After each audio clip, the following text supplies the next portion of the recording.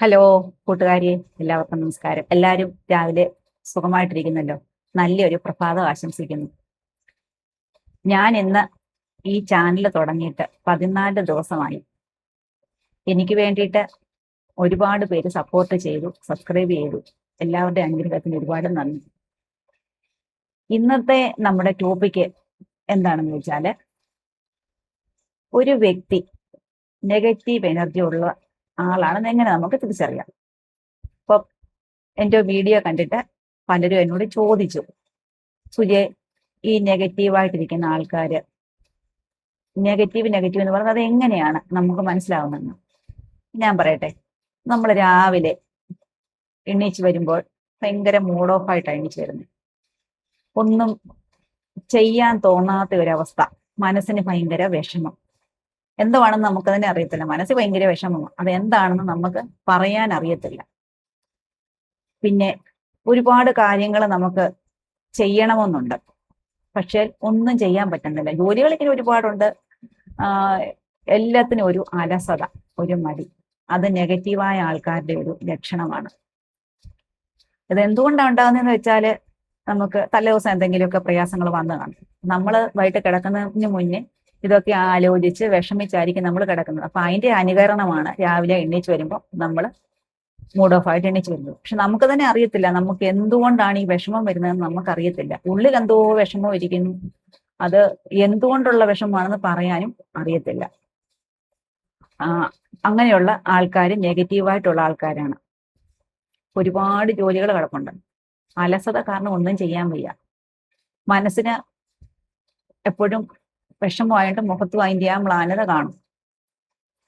ആൾക്കാരോട് സംസാരിക്കാൻ പറ്റുന്നില്ല. ആഹാരം നമുക്കങ്ങനെ കഴിക്കണമെന്ന് തോന്നുന്നില്ല. അങ്ങനെയൊക്കെ അതൊക്കെ ഒരു നെഗറ്റീവ് ഉള്ള ആൾക്കാരുടെ ഒരു ലക്ഷണമാണ്.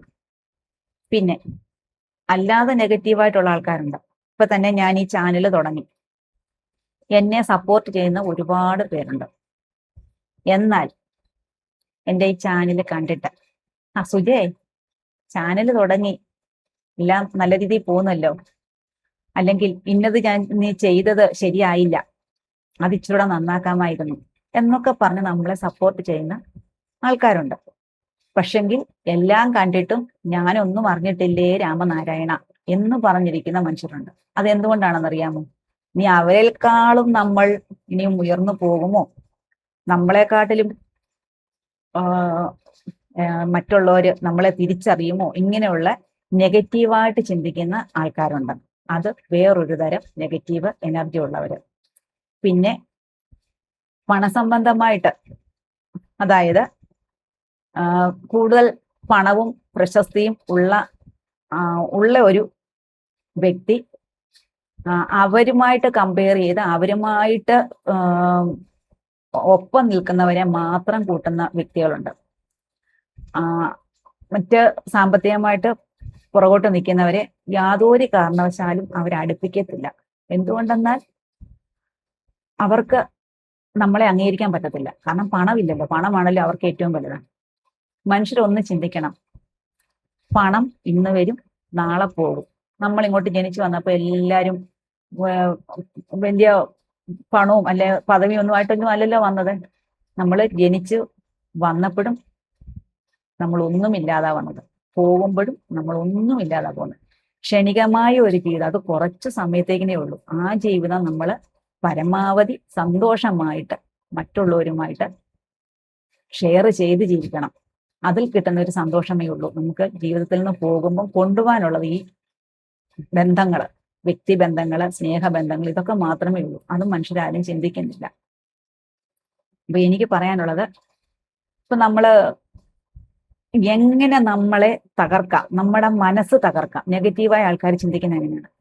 ഒരു വ്യക്തിയോട് വിരോധമുള്ള ആളാണെങ്കിൽ ആ വ്യക്തിയെ നോക്കുന്നതിനെല്ലാം അവർക്ക് വ്യക്തി വിരോധമല്ലേ ഉള്ളത്. അപ്പൊ എങ്ങനെ ഏത് രീതിയിൽ നമ്മളെ തളർത്താം അല്ലെ തകർക്കാം എന്ന് ചിന്തിക്കുന്ന നെഗറ്റീവായ ആൾക്കാരോട് ഒരുപാട് പേരുണ്ട്. നമ്മൾ എന്ത് ചെയ്യണം? ആരുടെ മുന്നിൽ തളരാൻ നിൽക്കരുത്. മറ്റുള്ളവരെ നമ്മൾ അവരെന്തു പറയുന്നു, നമ്മളെ അവരെങ്ങനെ കാണുന്നു, ഇതൊന്നും ചിന്തിക്കാൻ പോകണ്ട. നമ്മൾ നമ്മളെ കൊണ്ട് ചെയ്യാൻ കഴിയുന്നത് നമ്മൾ ചെയ്യുക, നമ്മൾ മുന്നോട്ട് പോവുക. ഈ വിരോധം പറഞ്ഞ നമ്മളെ തകർക്കാൻ ശ്രമിക്കുന്നവരുടെ മുന്നിൽ നമ്മൾ അന്തസ്സായിട്ട് ജീവിച്ചു കാണിക്കണം. അതാണ് എനിക്ക് നിങ്ങളോട് പറയാനുള്ളത്. ഒരു കാരണവശാലും ഏത് രീതിയിൽ തകർക്കാൻ വന്നാൽ ഈ തകർക്കാൻ വരുന്നവരുടെ മുന്നിൽ നമുക്ക് കൂടുതൽ കരുത്ത് ഉള്ളവരായിട്ട് നമ്മൾ ജീവിക്കണം. പിന്നെ ഇപ്പൊ തന്നെ അമ്പലത്തിൽ പോകുന്നവര് രാവിലെ എണ്ണീച്ച് ഭക്തി മൂത്തിട്ടൊന്നും അമ്പലത്തിൽ പോകുന്നവരില്ല, കുറച്ചു പേരൊക്കെ ഉള്ളൂ. അമ്പലത്തിൽ പോകും, അത് നെഗറ്റീവ് എനർജി ഉള്ളവർ. എന്തുകൊണ്ടാണെന്ന് അറിയാമോ? വീടുകളിൽ രാവിലെ കുറെ പണികളൊക്കെ കാണുമല്ലോ, ജോലികളൊക്കെ കാണും. അപ്പൊ അതിൽ നിന്നെല്ലാം ഒഴിവാകാൻ വേണ്ടി രാവിലെ ഭക്തിയാണെന്ന് പറഞ്ഞ് അമ്പലത്തിൽ പോകുന്നവരുണ്ട്. അവിടെ ചെന്ന് ഭഗവാനെ തൊഴുതു അവിടെ ഇരുന്ന് നാമം ചൊല്ലാതെ കുറേ പേരുണ്ട്. അയൽവക്കത്തെ വീട്ടിലെ കാര്യങ്ങളും പറഞ്ഞ്, വീട്ടിലെ മരുമക്കളുടെ കാര്യങ്ങളും പറഞ്ഞ്, കുറ്റം പറഞ്ഞുകൊണ്ട് അമ്പലത്തിലെത്തിക്കും. എന്ത് പുണ്യം കിട്ടിയവർക്ക്? ഇതെല്ലാം നെഗറ്റീവ് എനർജിയുടെ ഭാഗങ്ങളാണ്. ഒരിക്കലും നമ്മൾ മറ്റുള്ളവരുടെ കുറ്റം പറയാനോ കേൾക്കാനോ പോകരുത്.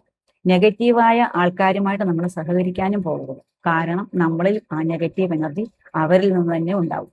ഒരു നെഗറ്റീവായ വ്യക്തി എപ്പോഴും നമ്മളെ കാണുമ്പോൾ അവരെന്താണ് പറയുന്നതെന്ന് അറിയാമോ? മറ്റുള്ളവരുടെ കുറ്റങ്ങള്, കുറവുകള് അവർക്കതേ ഉള്ളൂ പറയാൻ. നമ്മൾ അവരുമായിട്ട് ഇച്ചിരി അല്പം അകലം പാലിക്കണം. എന്ന് പറഞ്ഞ് ആരുമായിട്ട് നമുക്ക് വ്യക്തിപരമായിട്ട് ഒരു മനുഷ്യരോട് പോലും വിരോധം മനസ്സിൽ വെച്ച് നടക്കാൻ പാടില്ല. അതൊക്കെ ഭഗവാന് വിട്ടുകൊടുക്കുക. നമ്മൾ രാവിലെ എണീക്കുക. ഞാൻ പറഞ്ഞിട്ടുണ്ടല്ലോ മുൻപൊരു വീഡിയോയിൽ, രാവിലെ വെളുപ്പിന് 4:30 എണീക്കുക, പ്രാർത്ഥിക്കുക, അതിനുശേഷം മെഡിറ്റേഷൻ, യോഗ, പ്രാർത്ഥിക്കുക, നാമം ചൊല്ലി പ്രാർത്ഥിക്കുക. അതിനുശേഷം രാവിലെ എണീച്ച് കുളിക്കുക, വിളക്ക് കത്തിക്കുക. ഇനി ക്രിസ്ത്യൻസ് ആണെങ്കിൽ അവരുടെ യേശുദേവന്റെ മുൻപിൽ മെഴുകുതിരി കത്തിച്ച് പ്രാർത്ഥിക്കുക. ഇനിയും മുസ്ലിംസ് ആണെങ്കിൽ അവരുടെ ദേവന്റെ മുന്നിൽ അവര് പ്രാർത്ഥിക്കുക, അവരുടെ പ്രാർത്ഥന. ഏത് മതത്തിലായാലും അവരവരുടെ രീതിയിൽ അങ്ങനെയാണ് ഒരു ദിവസം തുടങ്ങേണ്ടത്. അതിനുശേഷം നമ്മുടെ നാവിൽ എപ്പോഴും ഈശ്വരന്റെ നാമം എപ്പോഴും ഉണ്ടാവണം. അപ്പൊ നമുക്ക് മറ്റുള്ളവരെ കുറിച്ച് കുറ്റം പറയാനോ മറ്റുള്ളവരുടെ കുറ്റം കേൾക്കാനോ ഒന്നും നമുക്ക് താല്പര്യം ഉണ്ടാകത്തില്ല. എപ്പോഴും നമ്മുടെ നാവിൽ ഭഗവാന്റെ സ്മരണകൾ മാത്രം, ഈശ്വരനാമം മാത്രം ഉണ്ടാകുക. അതിനുശേഷം നമ്മുടെ കർമ്മങ്ങളെല്ലാം നമ്മൾ അന്നെന്നുള്ളത് ചെയ്യാം.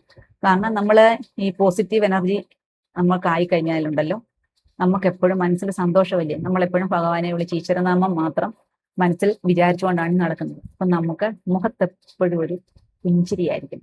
അത് പോസിറ്റീവ് എനർജി ഉള്ളവർക്ക് മാത്രമേ കിട്ടത്തുള്ളൂ. നമ്മൾ ഈശ്വരനെ നമ്മൾ മനസ്സിൽ വിചാരിക്കുമ്പോൾ തന്നെ നമ്മുടെ മുഖത്ത് ഒരു ചിരി വരും. അത് നമുക്ക് പോസിറ്റീവ് എനർജി ഭഗവാൻ തരുന്നതാണ്. മനസ്സിലായോ? അല്ലാത്തോട്ട് മുഖം എപ്പോഴും അങ്ങനെ വീർത്ത് കെട്ടി ഇങ്ങനെ ഇരിക്കും. അതുപോലെ തന്നെ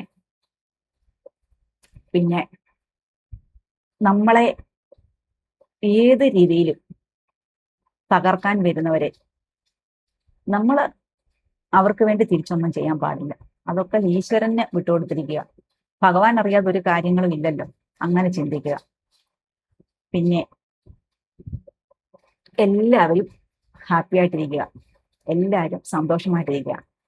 പിന്നെ നമ്മൾ വൈകിട്ട് എല്ലാ ദിവസവും കിടക്കുന്നതിന് മുൻപ് നമ്മുടെ ബെഡിലിരുന്ന് അന്ന് കിട്ടിയ എല്ലാ അനുഗ്രഹങ്ങൾക്കും നന്ദി പറയുന്നു. എന്തെല്ലാം അനുഗ്രഹങ്ങൾ നമ്മൾക്ക് തന്നിട്ടുണ്ടോ അന്നത്തെ ദിവസം കിട്ടിയതിനെല്ലാം നമ്മൾ നന്ദി പറയണം. സത്യം പറഞ്ഞാൽ എനിക്ക് നേരത്തെ ഇതൊന്നും അറിയത്തില്ലായിരുന്നു. ഞാൻ സുജത് ടീച്ചറിനെ പരിചയപ്പെട്ട് ടീച്ചറിന്റെ വീഡിയോകളൊക്കെ കണ്ട് അങ്ങനെയാണ് എനിക്കിതിൽ നിന്നും എനിക്ക് എന്തെങ്കിലും ഒരു മാറ്റം വന്നിട്ടുണ്ടെങ്കിൽ അതിൻ്റെ എല്ലാം കാരണം സുജത് ടീച്ചറാണ്. അവരിൽ നിന്നും ഞാൻ നേടിയെടുത്തതാണ് ഇതൊക്കെ. എല്ലാം ഞാൻ ചെയ്തു നോക്കി. ആദ്യമൊന്നും എനിക്കും അത്ര വിശ്വാസമൊന്നും അല്ലായിരുന്നു. ഞാൻ ചെയ്തു നോക്കി. അങ്ങനെ എനിക്ക് എന്തെങ്കിലും ഒരു മാറ്റം ഉണ്ടെങ്കിൽ അതിൻ്റെ എല്ലാ കാരണക്കാരും എൻ്റെ സുജത് ടീച്ചറാണ്. സുജത് ടീച്ചറിന് എന്നും ഞാൻ നന്ദി പറയും. അപ്പോൾ നമ്മൾ എല്ലാവരും നന്ദിയുള്ളവരായിരിക്കണം. നമുക്ക് അന്നന്ന് കിട്ടിയ എല്ലാ അനുഗ്രഹങ്ങൾക്കും നമ്മൾ എപ്പോഴും നന്ദി പറഞ്ഞുകൊണ്ടേയിരിക്കണം. നേരത്തെ ഒന്നും എനിക്കതറിയില്ല, ആരും പറഞ്ഞു തന്നിട്ടില്ല, വീട്ടിലാരും പറഞ്ഞു തന്നിട്ടില്ല, അല്ലെങ്കിൽ ഇന്നതുപോലെ ചെയ്യണം. ക്രിസ്ത്യൻസ് ആണെങ്കിൽ വൈകിട്ട് ഭക്ഷണം കഴിക്കുന്നതിന് മുൻപേ അവരുടെ കുടുംബത്തിലുള്ളവരെല്ലാവരും കൂടെ ചേർന്നിരുന്ന് പ്രാർത്ഥിച്ച് അന്ന് കിട്ടിയ അനുഗ്രഹങ്ങൾക്കെല്ലാം നന്ദി പറഞ്ഞിട്ടാണ് അവർ ഭക്ഷണം കഴിക്കുന്നത്. നമുക്ക് ഹിന്ദുക്കൾക്ക് അറിയത്തില്ല. നമ്മൾ രാവിലെ എണീക്കുന്നു, ഭക്ഷണം കഴിക്കുന്നു, ഉണ്ണുക, ഉറങ്ങുക, ഇതൊക്കെ ഉള്ളൂ. പക്ഷെങ്കില് അവര് വേറൊരു രീതിയാണ്. മുസ്ലിംസ് ആയാലും അവരും അവരുടെ രീതിയിലെല്ലാം പ്രാർത്ഥനയോടും. ഇന്നത്തെ ഹിന്ദുക്കൾ എന്താണ്, ഇന്നത്തെ കുട്ടികൾ ആരെങ്കിലും അമ്പലത്തിൽ പോകാറുണ്ടോ? ഇപ്പൊ അമ്പലത്തിൽ ചെന്നാൽ ഒരു 35, 40, 45, 50 അതിന് മുകളിലോട്ടുള്ള ആൾക്കാർ മാത്രമേ ഉള്ളൂ. അത് സ്ത്രീകളായാലും പുരുഷന്മാരായാലും കുട്ടികളെ കാണുവാനേ ഇല്ല. പണ്ടൊക്കെ എന്ന് പറഞ്ഞാൽ ഒന്ന് പ്രേമിക്കാനെങ്കിലും പിള്ളേർ വരുമായിരുന്നു അമ്പലത്തിൽ. ഇപ്പൊ അവർക്ക് അതിന്റെ ആവശ്യമില്ലല്ലോ, മൊബൈലുണ്ട്, റൂമിൽ ഇരുന്നാൽ മതി. അപ്പം പിള്ളേരിലെല്ലാം, കുട്ടികളിലെല്ലാം ഭക്തി ഒന്നും ഇല്ലാതിരിക്കുന്ന ഒരു കാലമായിട്ട് വന്നിരിക്കുകയാണ്, പ്രത്യേകിച്ചും ഹിന്ദുക്കളിൽ. അതൊക്കെ ഒന്ന് മാറണം. കുട്ടികളൊക്കെ അമ്പലത്തിൽ പോയി പ്രാർത്ഥിക്കുകയും, സത്യം പറഞ്ഞാൽ ഈശ്വരനെ വിളിക്കുന്നതിന് ഒരുപാട് പ്രയോജനം നമ്മൾക്കുണ്ട്. അത് കുട്ടികൾക്ക് അറിയത്തില്ല. നമ്മൾ പറഞ്ഞു കൊടുത്തവരത് വിശ്വസിക്കത്തുമില്ല, അവര് അതിനെ അനുകൂലിക്കത്തുമില്ല. എല്ലാവരുമല്ല, എന്നാലും ഒട്ടുമുക്കാലും പിള്ളേർ ഇപ്പൊ അങ്ങനെയാണ്. അവരെല്ലാം മൊബൈലിൽ കയറിയിരുന്ന് ചാറ്റിക്കൊണ്ട് ഇങ്ങനെ ഇരിക്കുക. ഇത് ചെയ്യാനാണ്. ഇപ്പൊ ഞാൻ പറഞ്ഞു വരുന്നത്, നമുക്ക് പോസിറ്റീവ് എനർജി കിട്ടാൻ നെഗറ്റീവ് എനർജി മാറ്റി പോസിറ്റീവ് എനർജി കിട്ടാൻ എല്ലാ ദിവസവും കൃത്യമായിട്ടും മെഡിറ്റേഷൻ ചെയ്യുക, നന്ദി പറയുക. നന്ദി പറയുന്ന ഒരുപാട് ഗുണങ്ങളുണ്ട്. നമ്മൾ രാവിലെ തൊട്ട് നമുക്ക് എന്തെല്ലാം കിട്ടിയാലും അന്നേരം വ്യക്തികളോട് പറയാനുള്ളതാണെങ്കിൽ അവരോട് പറയുക. ഇനി അവരോട് നേരിട്ട് പറയാൻ പറ്റത്തെങ്കിൽ മനസ്സുകൊണ്ട് നന്ദി പറയുക. പിന്നെ ആരെങ്കിലും എന്തെങ്കിലും ഉപകാരം നമുക്ക് ചെയ്യുകയാണെങ്കിൽ അതിന് നന്ദി പറയുക. പിന്നെ നമുക്ക് ഭഗവാൻ തരുന്ന അനുഗ്രഹങ്ങളുണ്ടല്ലോ, അതിന് പ്രത്യേകം ഭഗവാനോട് നന്ദി പറയുക. അങ്ങനെ എപ്പോഴും നമ്മൾ നന്ദിയുള്ളവരായിരിക്കണം. വൈകിട്ട് കിടക്കുന്നതിന് മുൻപ് മെഡിറ്റേഷൻ ചെയ്യുക. 5 മിനിറ്റ് 5 തവണയെങ്കിലും മെഡിറ്റേഷൻ ചെയ്യുക. അന്ന് കിട്ടിയ അനുഗ്രഹങ്ങൾക്കെല്ലാം നന്ദി പറഞ്ഞ് കിടന്നുപോയിക്കേ സുഖമായിട്ട് കിടന്നുറങ്ങും. ഒരു ഇടയ്ക്ക് പോലും ഒന്നും ഉണരത്തില്ല. ഞാനങ്ങനെ ഇടയ്ക്കൊന്നും ഉണരത്ത് പോലും ഇല്ല. അതുപോലെ സുഖമായിട്ട് കിടന്നുറങ്ങാൻ കഴിയും. ആരോഗ്യം നല്ലതായിട്ട് വരും, മെച്ചപ്പെട്ടു വരും. അങ്ങനെ ഈ വീഡിയോയിൽ ഇത്രയൊക്കെ പറയുന്നു. ബാക്കി ഒരു വിശേഷങ്ങളുമായിട്ട് നാളെ മറ്റൊരു വീഡിയോയിൽ കാണാം. നിങ്ങൾക്ക് എൻ്റെ വീഡിയോ ഇഷ്ടമായോ? ഇഷ്ടമായിട്ടുണ്ടെങ്കിൽ എല്ലാവരും സബ്സ്ക്രൈബ് ചെയ്ത് എന്നെ ഇത്രയും ദിവസം അനുഗ്രഹിച്ചതുപോലെ ഇനിയും നിങ്ങളുടെ എല്ലാ അനുഗ്രഹം ഉണ്ടാകട്ടെ. എന്നാൽ മാത്രമേ എനിക്ക് മുൻപോട്ട് പോകാൻ പറ്റുകയുള്ളൂ. Okay, thank you.